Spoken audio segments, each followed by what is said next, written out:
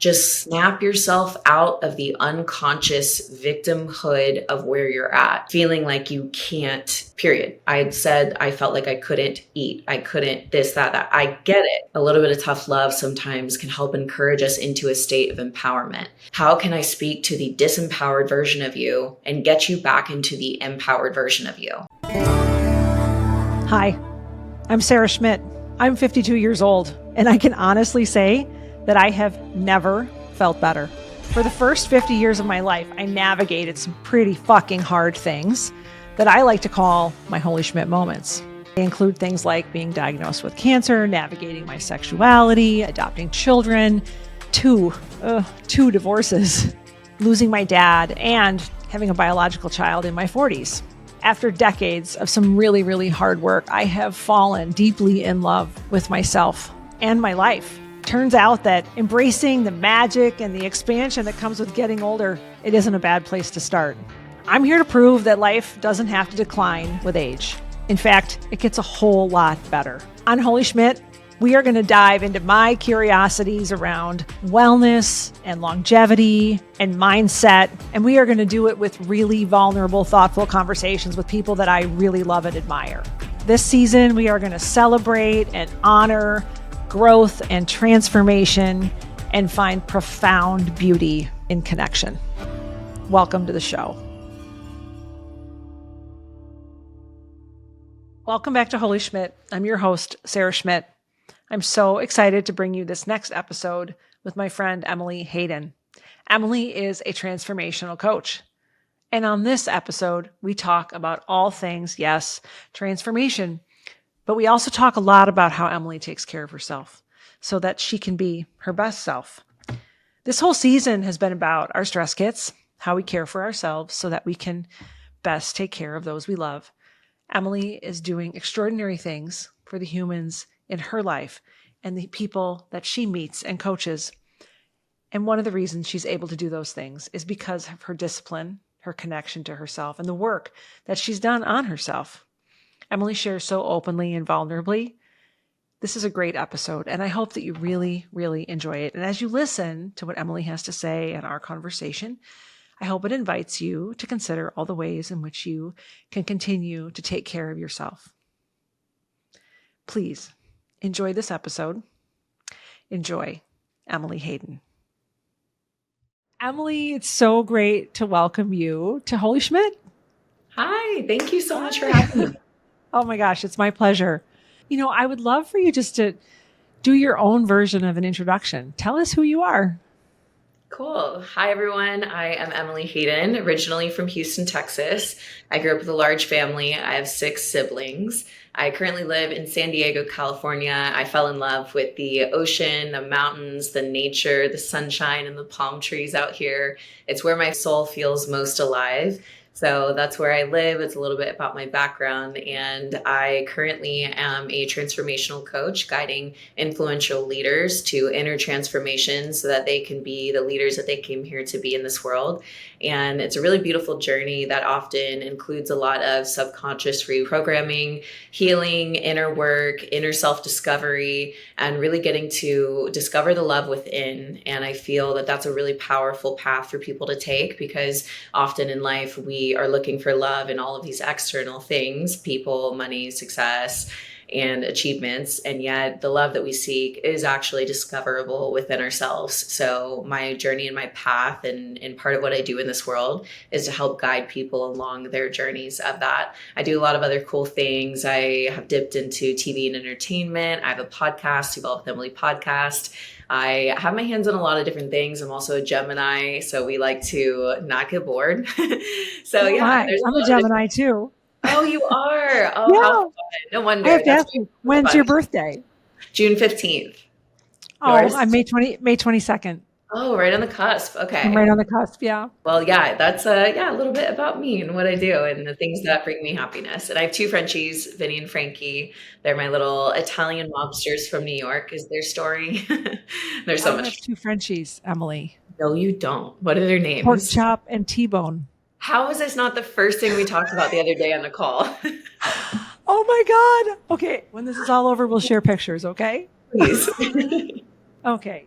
I want to know, how did you get to coaching? When did you feel like you wanted to be a coach? Can you tell me a little bit about that? I graduated Texas A&M University in 2012, and a month later, I graduated in December. So a month later, I opened up my own women's fitness boot camp, and it's a boot camp that I hosted out of my home. And I had a home gym, and I had like, I don't know, 10 to 12 girls at each session multiple times per day. So I just immediately had a business. As soon as I graduated, I opened it up. I was the fitness friend, the person everyone went to for that stuff. So when I opened that training business, they all came to me, and it was wild how something as simple as guiding people through a workout could have them later with me sitting there crying, sharing their like heart to hearts with me, and sharing how they're feeling more confident. Because they're more confident, they're showing up differently for their families or their children or their significant other, and how greatly something as simple as a 1 hour workout was shifting their lives. And I wouldn't say I started before that. I coached swim team, I taught piano lessons. Like, I've kind of been a guide, a coach, a mentor my entire life in different avenues. I've evolved through the seasons. And so, but that did begin my, I guess, more professional journey of doing it. And then I started getting into the deep inner work simply after taking my own journey of personal development. It started with just a simple desire to be the best that I could possibly be, to see what might be in my blind spots and to work on those and to evolve and grow beyond the things that were holding me back. So it really started as this like personal desire to just be the best that I could be. And then when I went through some really difficult things in life, I realized that there was some deep inner healing and inner work that I needed to do in order to experience soul freedom from the things that felt so heavy on my heart and the things that weighed me down. And so that journey really showed me how many layers there are to this thing called being human. And one of my favorite things ever is discovering and navigating through all of the layers. So it's been an incredible journey, and it's my biggest honor to get to share that with my clients. You know, I love getting to walk people through their own journey, because as someone who's walked the path, it's very easy for me when they come to me.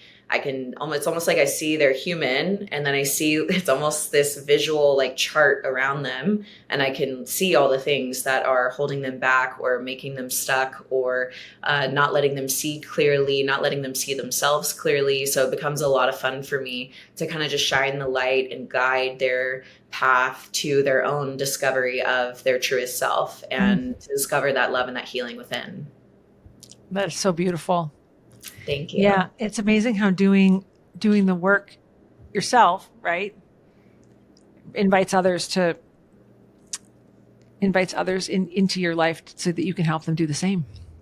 Absolutely. And I think one of the coolest reflections is when people just come and they just start asking questions, because they realize that your energy and your essence is different than what they've experienced before. And they notice something like an inner peace or a confidence, an ability to share and express. And I think that that's a really beautiful reflection to get, is when people just recognize the embodiment of all the work that you've done. You know, you don't even necessarily have to preach it or teach it, so to speak. It's more so just a living expression of who you are. And I think that naturally draws people in that want to experience the same in their own lives.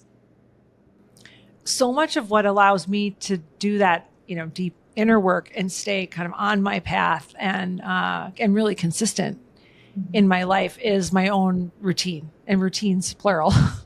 I'm curious about yours, and I'm wondering right now, what is like the one thing, the one part of your routine that you feel like you just could not live without?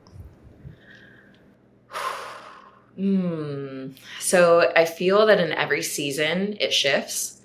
To give you just a quick, tangible answer for the listeners, I would say just tuning in with myself.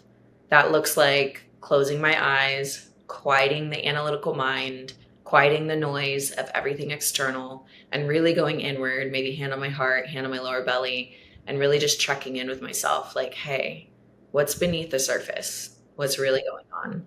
So I think for me presently right now is just that ability to tune in with myself. Throughout the years, I've had really amazing practices that have sharpened that ability to tune in with myself and actually get answers and not feel like nothing's there. And one of those is meditation. Absolutely. It's been such a beautiful practice in my life that one has shown me, I think, more of who and what we are as humans. I remember the very first time I meditated and I visually saw the universe deep within me. And I just had this awareness, oh, wow, like the entire universe is within us. Like we are a part of it and it of us. And I've had other really deeply reflective moments that have brought things to the surface for me that had I stayed busy in my day-to-day life, I wouldn't have known that those things were affecting me. And so meditation is a beautiful tool because often people think I can't meditate because they sit down to quiet the analytical mind and their to-do list is going through their head or memories of the past is running through their head. And I love reframing that for people and helping them understand that is some of the most important information that you could get. When you sit down and you're quiet and the thing that's running through your mind is X, no matter what it is, that is giving you information as to where you are not yet free. So if it's your to-do list and all the things running through your head, then that's showing you that you have a bit of a dysregulated nervous system. You're living in the future. You're living in this state of, it's a state of fear. It's not a state of grounded love and presence. When we're not present, we're often in the past or in the future. If it's, you're sitting down and you're thinking about conversations with other people, and again, you're telling yourself the story, I'm not meditating. Actually, your inner world is bringing up to the surface exactly what you need to work on. There are conversations that you need to have. There's closure that your inner being is seeking. There's expressions that the innermost part of you is desiring to have with people. So I really love reshaping meditation, especially people that think that they can't do it, to help them see that whatever surfaces for you in that moment is so beautiful, it's so good, and it's so full of like the juice of your inner work. Like that is your inner work right now. Another practice is yoga. Yoga is not just about the poses. It is, at least for me, I really focus on like the vinyasa flow yoga. So it's a flowy yoga. It's getting out of the head and into your body. It's not a workout. It's more so learning to tune in with the sensations within your body. So I remember when I first started yoga, everything just felt uncomfortable. I didn't really love it. And then when I really started bringing my breath and my intention and my presence to yoga and to my mat, that's when everything changed for me. Because now when I'm in a pose that felt really uncomfortable, instead of just discomfort, okay, now next pose, I would be in the discomfort and then I would use my breath to breathe into the area that I'm feeling. And I could literally feel my body let go. And even just a little bit of letting go, it would let go layer on layer on layer to where now when I get on my mat, it feels like I feel like melted butter at the end of a yoga session. And it's such a beautiful way to tap into that feminine energy and to allow that feminine essence to just breathe and relax and feel nourished. So yeah, those are just a few practices that I love sharing because they've been really pivotal in helping me to tune into my inner being. Well, I can relate to both of them because they're a pivotal part of my own experience and my Really? own week. So I have a very much a lived experience of the benefits of both, and what can happen when we really do find multiple ways to tune in. Tune into ourselves. It's beautiful. Yeah. On this podcast, we talk a lot about Holy Schmidt moments. Those moments in our lives that offer opportunities for deep transformation. I'm wondering if you would be willing to share one of your Holy Schmidt moments and talk a little bit about what happened and maybe how it changed your reality. Absolutely. Yeah, this is one of my favorite things to talk about, which is interesting when you really look at what it is, because it's one of the It is kind of funny, isn't it? There's a little bit of irony in it because these moments are often pain points, difficult, challenging. But there's something beautiful that happens when we share them with others. That's in my experience, at least. Absolutely. And that's a part of, I think, why we go through it. It's not just for our own evolution and growth, but then to be able to speak on it. Because what's really beautiful is I'll be able to speak on something that's one of the listeners right now might be experiencing, and they won't feel alone. And I think sometimes that's all you need to know is that someone else felt the way that you felt. and was able to get through it and overcome it and experience deep healing, and now is experiencing so much joy. And sometimes all you need is that little glimmer of hope to continue looking for the right resource, for the breakthrough, or whatever it is, right? And I hope to speak to someone today that maybe feels hopeless, because that's where this journey is going to take us, is by moments of feeling that way. So my Holy Schmidt moment was definitely 2022. So it actually wasn't even that long ago. And it was at the end of my second toxic, abusive relationship. And here I found myself in so much emotional turmoil and pain. I can't even describe what the pain felt like, but if I tried, it just felt like this never-ending source of excruciating pain from within me, like a physical, tangible thing that I was feeling. And I was at the point of every single day just looking for a way to make the pain end.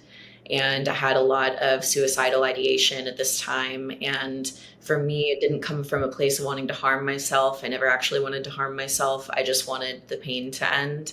And I felt like I had tried everything. And I felt like, in those moments, it's really hard because we're in such a disempowered state that all of a sudden we start replaying all of the pain in our life, all of the losses that we've had, all of the heartbreaks that we've had, all of the failures and setbacks. And it feels like in those moments that that's all that life is. And I believe that that was probably one of the biggest lies that I was believing in that moment, was that this is my life and this is what it's always going to be. And I'm always going to experience this amount of pain. And just because that's what I grew up with, just because that's what I experienced, it actually doesn't mean that that is what's going to happen in the future. And what I know now is that our souls came here to this earth to experience what I like to call Earth School. We're here to learn and grow. And the challenges that are presented to us truly are opportunities. They're not there to bring us down even more. They're there as an opportunity for growth and for healing. And on the other side of the biggest challenges in our life truly is the biggest breakthrough, the most freedom. And so in this moment of just getting to the lowest point in my life, I basically just called myself out. And I said, well, are you allowed to cuss on your podcast? Those are some of my favorite words, Emily. Okay, great. Just want to make sure I'm respectful. So that was very sweet of you. Go for it. Thank you for the permission. In that moment, I just gave myself some tough love and called myself out. And I said, shit or get off the pot. You cannot live your life every single day with these ideations in your mind. So do it or don't. And I just kind of called myself out. And I said, okay, if I leave and exit this world, I'm going to ask myself 3 questions. Number 1, am I proud of the year that I just lived? Am I going to be proud to leave Earth that way? And my answer was no, a big no. There's more than no. My second one was, have you given all of the gifts that you're currently aware of? Have you given that to this world? And I said, not even close. And I said, is there more that you want to experience on this earth? And I thought of like Iceland and Hawaii and these beautiful places in nature that sing to my heart that I've always wanted to experience. I said, no, like yes, like there's more that I want to experience. Like I'm not done. And I said, okay, then you have to go do all of those things first. You have to do all of those things first. And after doing all of those things, if you still feel the same way, then you can be done. But you have to commit to life for 365 days. You have 365 days to give it everything that you have. And if at the end of that, you still want to be done, then you can. And that was kind of my way of getting myself into positive momentum where I no longer allowed negative thoughts. So because I was committing to 365 days, I knew I wouldn't last if I allowed those thoughts to continue, if I allowed negativity in my life. So I literally got up from that moment and I said, okay, I know exactly what I need to do. Number 1, I need to take care of myself mentally, physically, emotionally, spiritually, environmentally, relationally, which meant I just went through a huge detox period. I started cutting people out left and right. I started making drastic changes in my life. I went to the gym sad. I went to the gym depressed. I cried at the gym. I did whatever it meant. I just got myself in the gym and I stayed consistent. I didn't feel like eating, and I wasn't eating for weeks before that. But now with my commitment, I was eating minimum 3 times a day, right? And I was feeding myself, nourishing myself in every single kind of way. I invested the last of what I had into all of my spiritual mentors and healers and meditation and yoga and breath work. I just put it all into my own healing. And that Holy Schmidt moment, what it did was it allowed me to recommit to life as the fullest expression of me, the fullest, most authentic expression of me, to give it everything that I had. And it's really wild. I even went on a camper van trip where I took my 2 Frenchies in the camper van, just me and them, and we disappeared into nature for almost a month. And it was the most life-giving experience and trip that I have ever had. I mean, I experienced so much peace. I remember writing, and I was writing one morning, and the sun is rising. There's the mountains and the water still. I have my Frenchies snoring next to me because the Frenchies snore. They And sure do. yeah. And I was sitting there, and I was experiencing so much peace. And it had been so long since I had experienced peace that I said, hold on a second. And I started counting the days backwards, back to the end of December 2022. It was only 33 days. It was 33 days from the lowest moment of my life where I thought that I wanted to end my life to 33 days later, I'm experiencing peace and joy and comfort. How wild is that? It's just, it shows you that in your mind, it seems so far. In your mind, it seems so big, but often it's not as big or as scary or as far away as we think.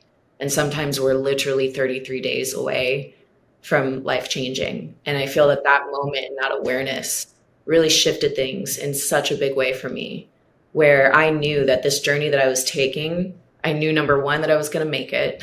And I knew, number two, that I would have a story and a message to share with people of hope and encouragement, and to show them that if they really commit to themselves fully, and not in a halfway, not accepting things less than what you deserve, not allowing toxic environments and situations and people around you. But I mean, like, you treat it with a ferocious energy that I came here to be and to live and to express and take up space. And I came here to give and to contribute and to be of service. Like, when you really own that at such a deep level, your life will dramatically change for the better. Emily, that is so beautiful.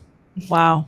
Thank you. I mean, thank you for sharing that. And as you were talking, I was just thinking about people who are watching or listening who can relate profoundly to that experience or might be in it right now. I'm wondering as you were talking, what do you think it was in you that allowed you to have that shit or get off the pot conversation with yourself? And I particularly wonder from the perspective of somebody who's feeling like they just can't move, almost frozen in the grief. Yeah. Well, first, I would just say I hear you and I feel you. Like, I so get it. Trust me. So I understand pain at a very deep level that allows me to say, like, I get it. And then the second thing I would say is change your state, change your environment. So if you literally feel frozen, you're not going to get into movement by staying where you're at. Literally clap your hands. It's like a pattern interrupt, or snap your fingers and let that jolt you into literally just going outside and going for a walk. You don't have to change your whole life today. You don't have to go get a mentor today or soon. You don't have to start a new program or get your whole life on track. Just snap yourself out of the unconscious victimhood of where you're at. And I say victimhood from a like mindset perspective of feeling like you can't, period, can't. Like, if you feel like you can't, and I get it. I had said I felt like I couldn't eat. I couldn't this, that. I get it.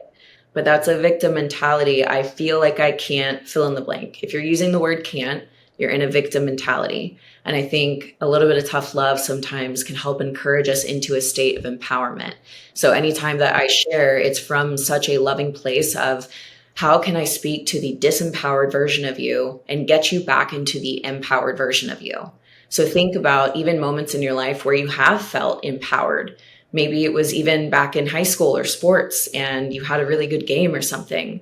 You can literally, through meditation, go back into that memory, call that memory out. You can feel it, you can smell it, you can be there, you can see everything. You can connect to that moment so powerfully that you can change your inner state, and you can actually use the energy of that version of you in order to show up for this version of you.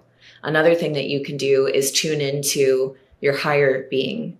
So tune into my highest self. You can even call on your highest self and say, I need you right now. Like, highest self, the version of me that is free, that is healed, that is healthy, that is whole. What do I need to do right now? What is the one thing I can do right now? And you'll get the guidance that you need. Sometimes it's not what you want to hear, but if you're looking for guidance, you'll get the guidance that you need. You'll get one action, one thought, one thing that you can do today to make a little change. And it's sometimes as simple as going for a walk. You can speak from such a powerful place, Emily, because you've been there.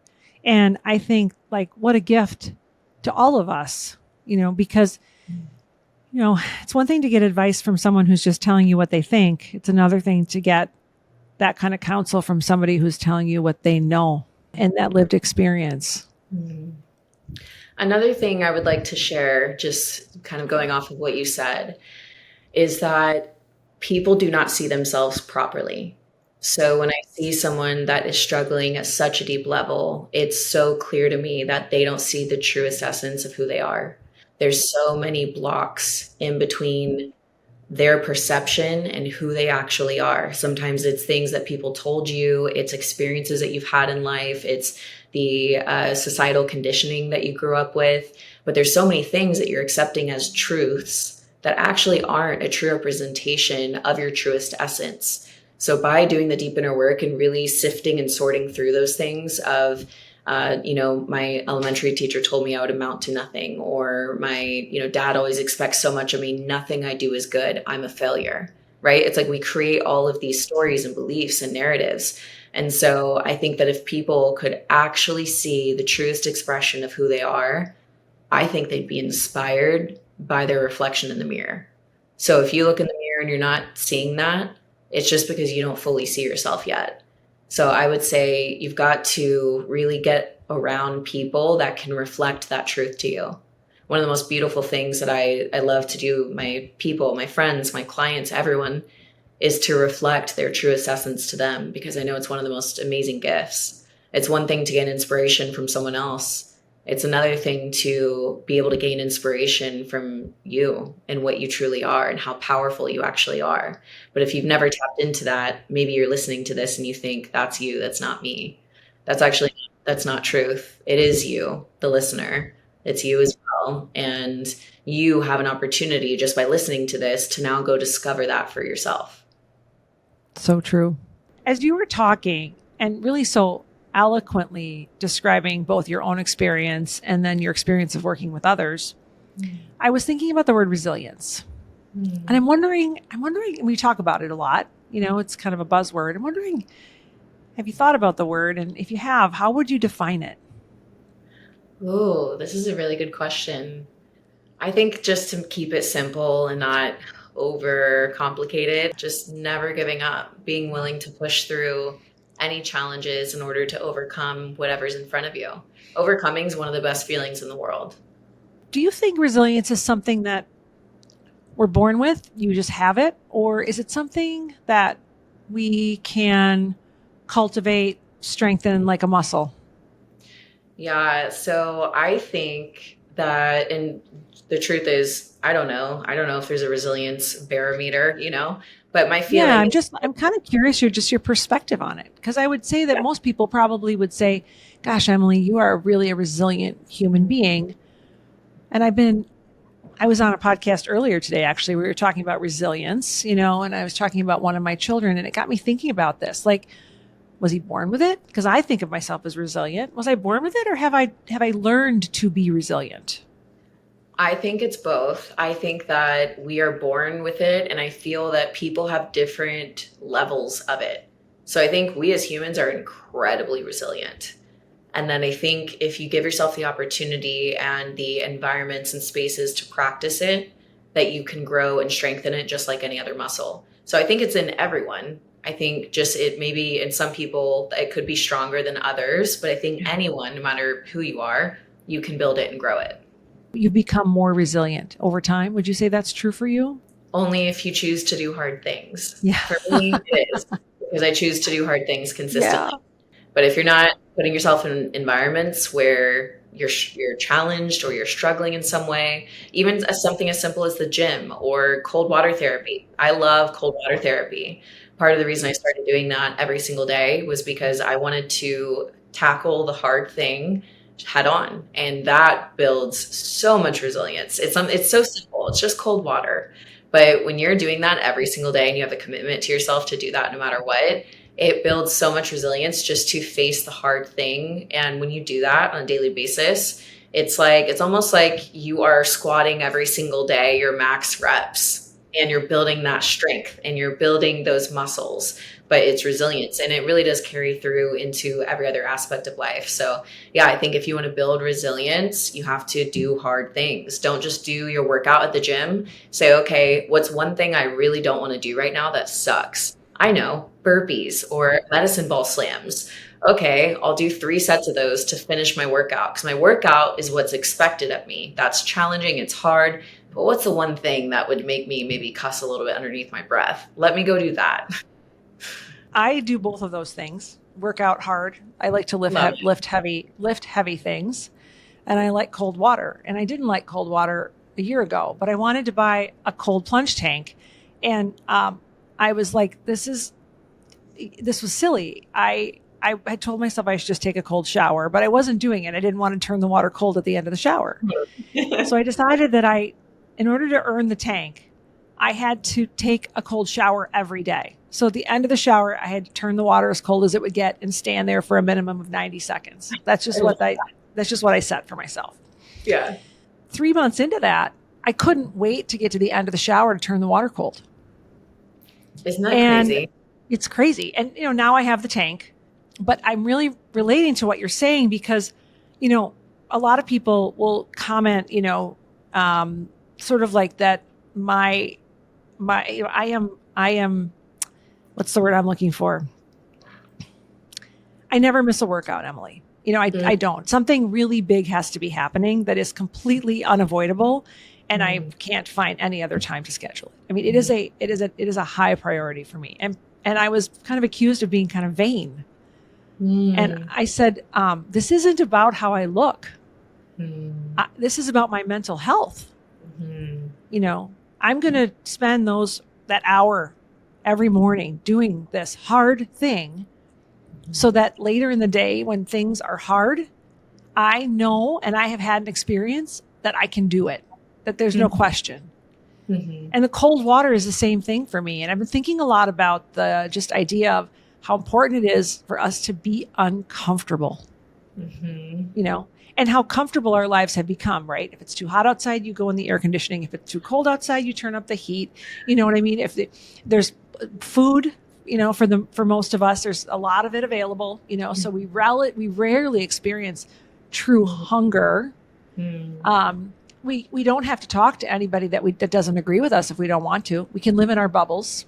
That's so true. We can read only the books that we find interesting, never challenging our perspectives or opinions, right? And so one thing I've started to do is just increasingly put myself in positions where I am uncomfortable, whether it's hot, cold, hungry, in a conversation with somebody who I just can't understand why they have that opinion, and really trying to listen. And the more I do it, the more I crave these experiences.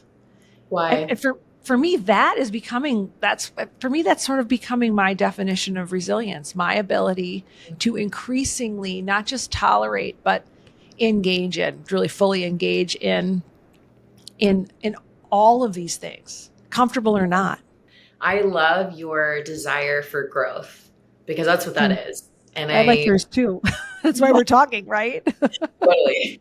Yeah, it's just really beautiful to see because I agree with what you're saying. I think it's so easy to stay in your comfortable circles and in your bubbles and what feels good and Yeah. safe, and that's wonderful, but growth doesn't happen from that. Growth happens from getting uncomfortable. And when you get uncomfortable, you also get expanded.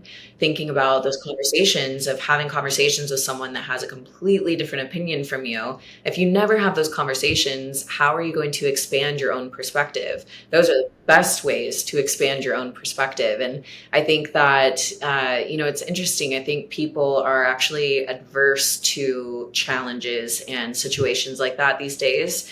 And we've created an environment, like you said, that's very easy to do that. And so it takes a lot of intentionality and a conscious choice to make a life path and a commitment to say, I'm going to choose growth. I'm going to choose the thing that is uncomfortable because I know what's on the other side. And that's what I always ask myself, whether it's choosing growth and choosing something that's uncomfortable, or it's choosing my own healing and choosing to look at some things from the past that are very hard and bring up a lot for me. I always ask, okay, why am I doing this? And I always think about what's on the other side of that hard thing. And for me, if there's growth or love or healing or expansion on the other side, then that's what I want. I think that that's why we came here, is to grow and evolve. We didn't come here to stay the same, work the same job with the same people, never expand, never go beyond that. Like, we came to be expansive beings that learn and grow and create and bring new things into this world.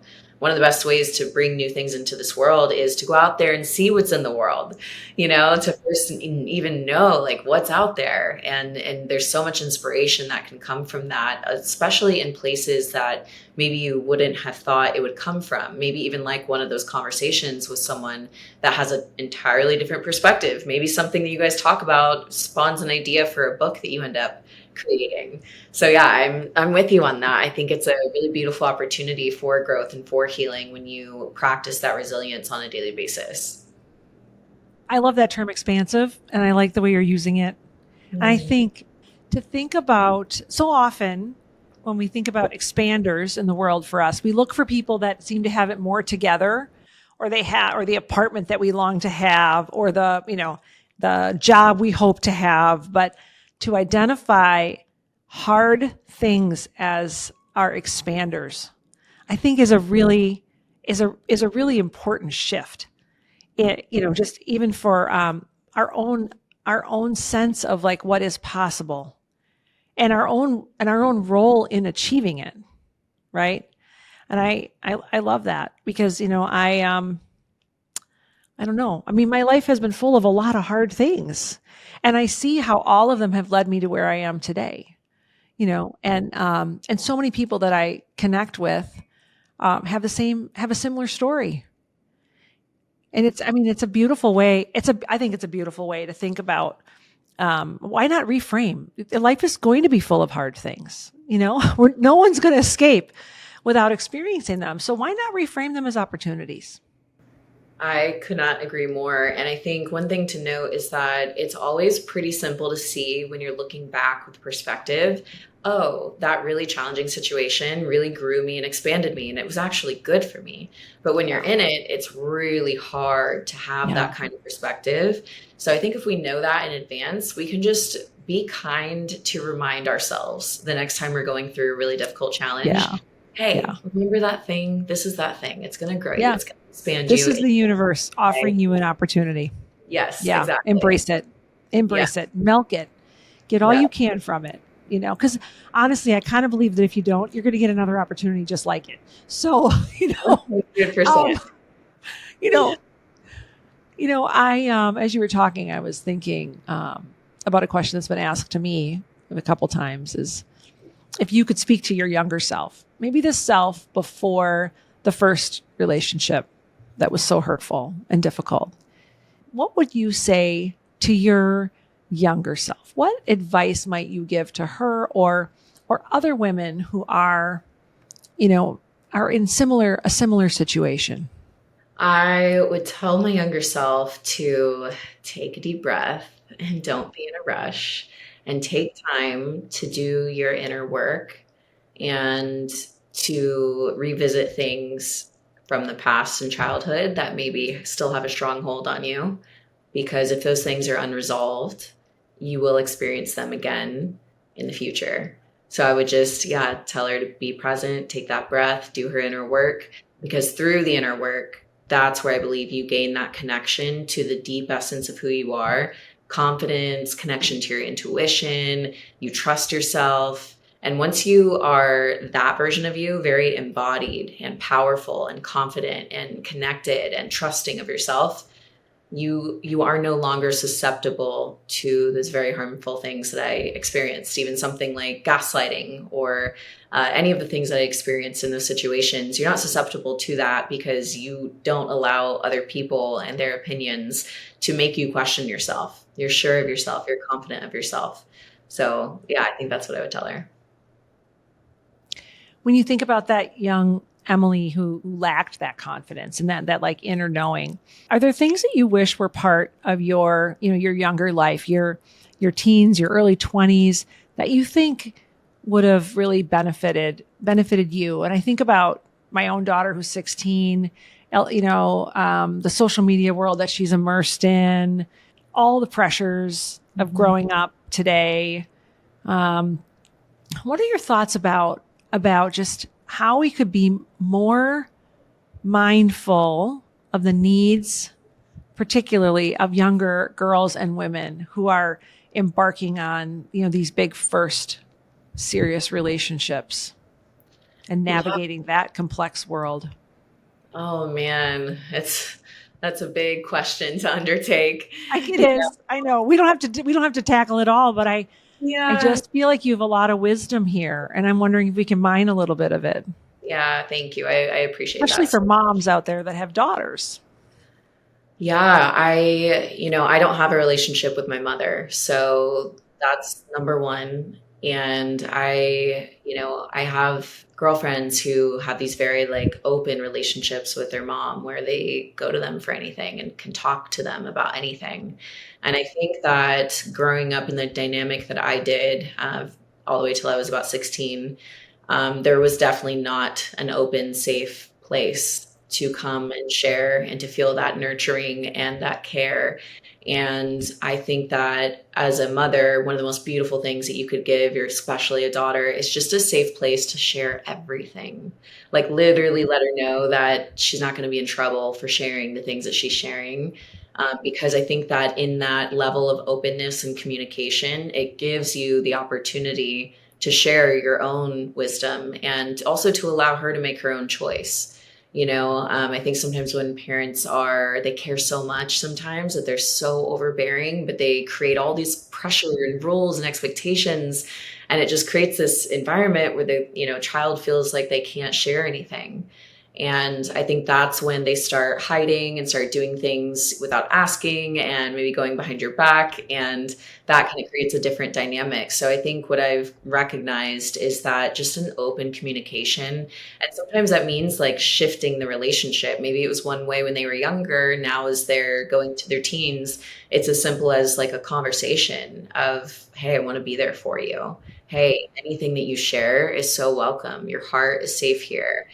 So just really letting them have that safe emotional space.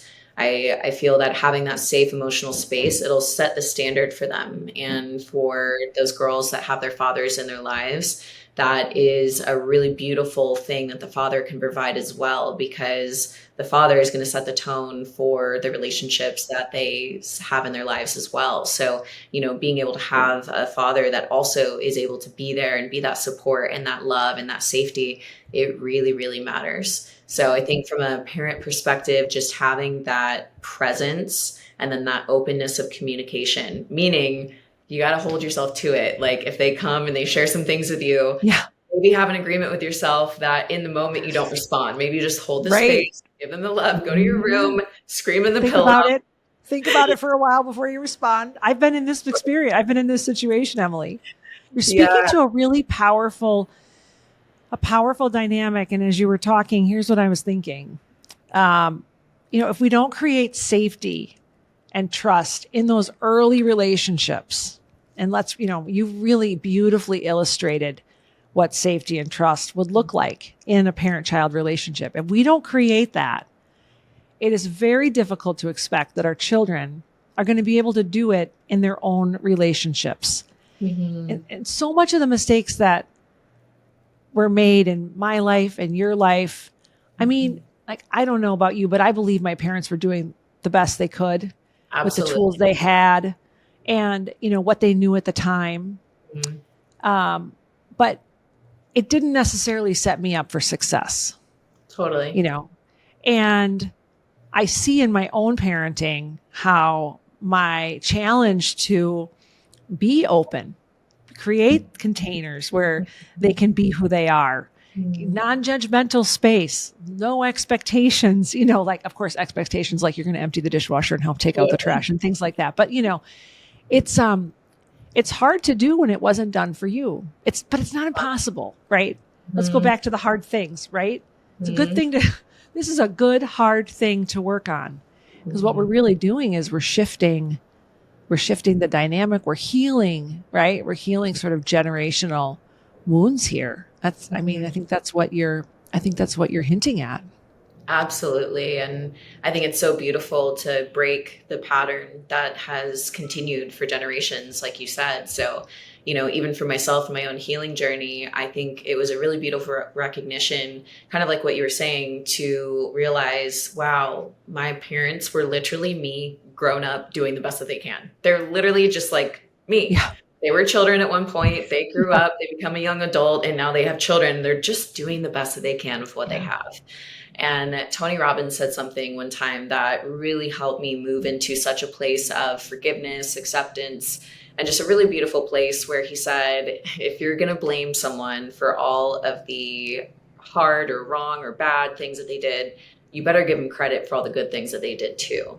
And I remember at that point in my healing journey, many, many years ago, it just really opened up my perspective in a way to say, okay, I've been addressing all the ways in which this negatively impacted me, but what were all the positive ways? What were all the things in which, my childhood prepared me for the life that I have? And there was such a long list. There was such a long list.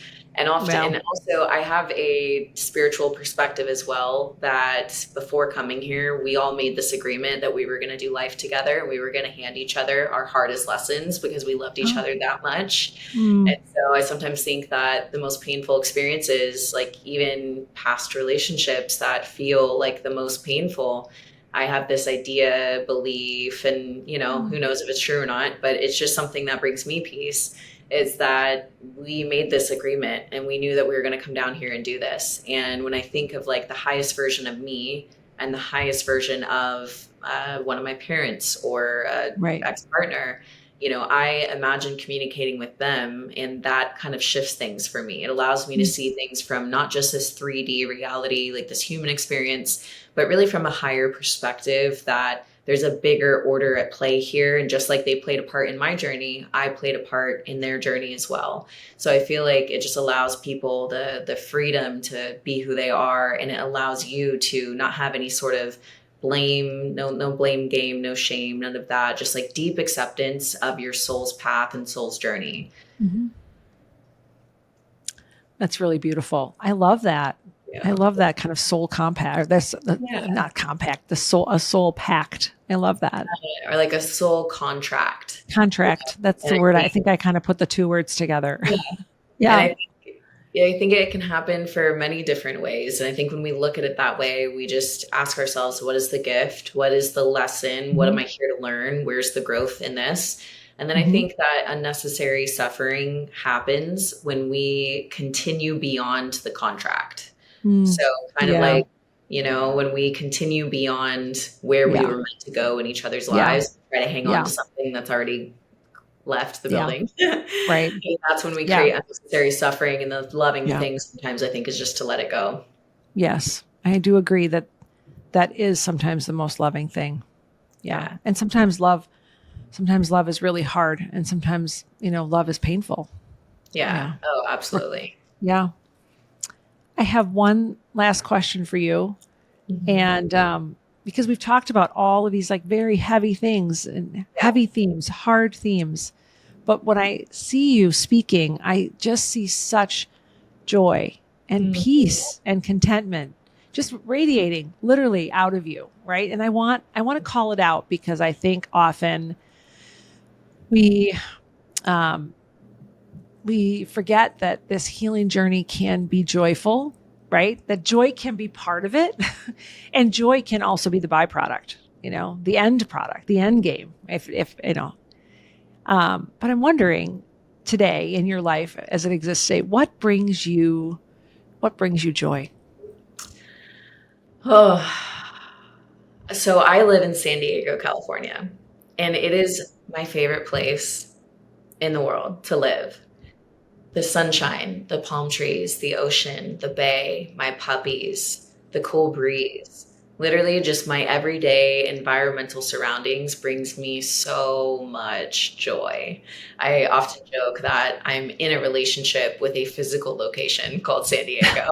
I love that. Because it brings me so much joy and love and peace. And in this environment, I feel so grateful to be alive, experiencing this as my everyday reality. It will never get old. The sun setting at the ocean. Every single night, by the way, I load my Frenchies up in the car and I say, do you want to go chase the sunset? And of course, they're crazy happy. We go chase the sunset. Frankie has his head out the window and I look in my rear view mirror. And in my rear view mirror, I see his cute little head and I see the sun setting and palm trees and blue skies. It's magical. Like, this earth is so beautiful. And I'm so grateful that I get to live in a place that is just so beautiful that it puts me in the state of gratitude just by existing every single day. That is gorgeous. Thank you. And thank you for saying that. I really do want to share how we can go through all the hard things and address the heavy things. And it is one of the hardest paths that you will take. I will not tell you that that path is easy, because it's not.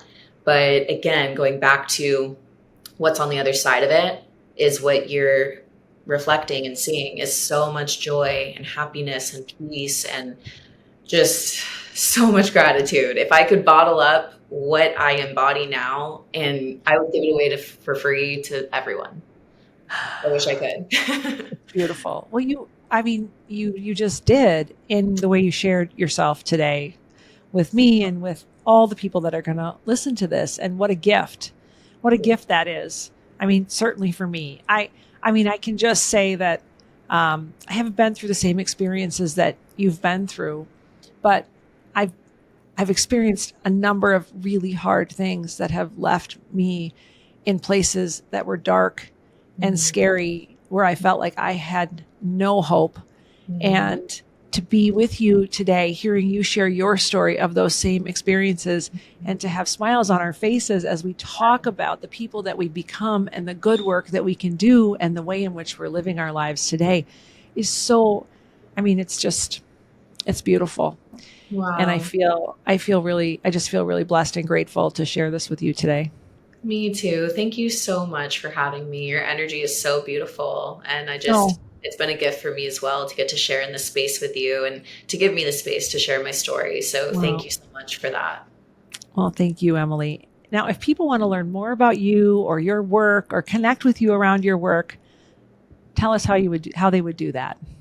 The best way is just go to Instagram. My Instagram is just my name, Emily Hayden, Hayden. And then on my Instagram, I have a link in bio with all the other links. So check me out. I also have a podcast, Evolve with Emily podcast.